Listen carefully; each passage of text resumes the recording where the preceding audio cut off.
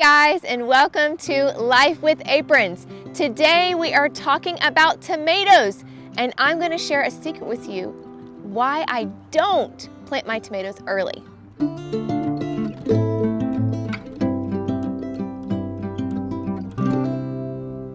Okay, we are in the garden right now. There's not a whole lot going on. It's March. We're gearing up for the planting season, but I wanted to talk about tomatoes for a little bit because right now, there's a lot of talk of starting your tomato seeds now so that it's ready for when the frost date comes. We're here in North Carolina. Our frost date is April 15th, I believe.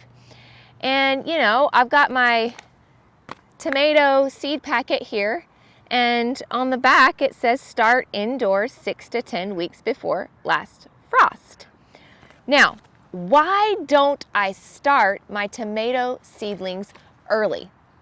I discovered over several years that I had a lot of tomato seeds that fell to the ground, and they would come up the following year, known as volunteers is what we call them. Now, I would also start my tomato seeds indoors 6 to 7 weeks before the frost date, just like it says on the packet.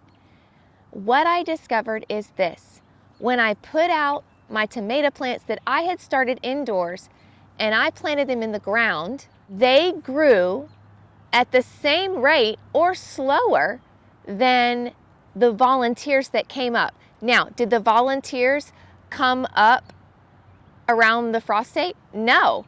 And this is the thing about nature that we need to learn when we're working the land, we're restoring the land.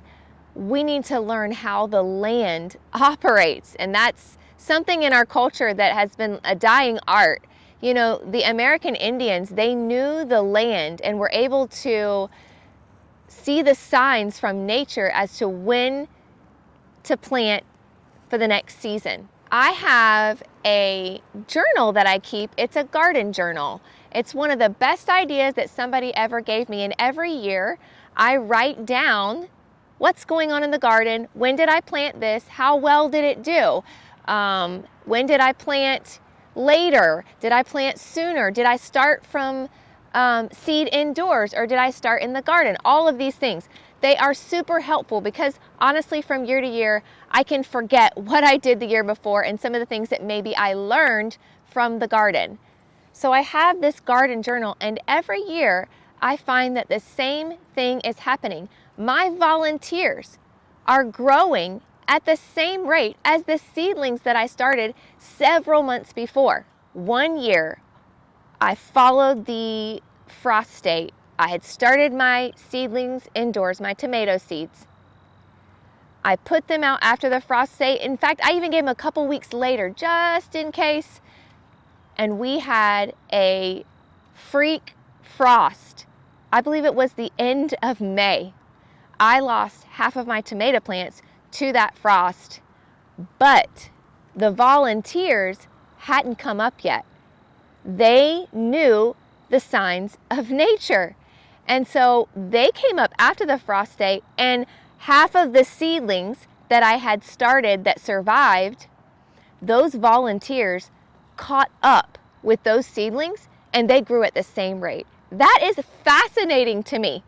So what does that mean? Let's read the signs of nature. I'm not saying that this instruction on the back of the packet is wrong, but I am saying that from my own experience, I prefer to follow nature and wait to start my tomatoes because they are going to thrive when they are in the best environment.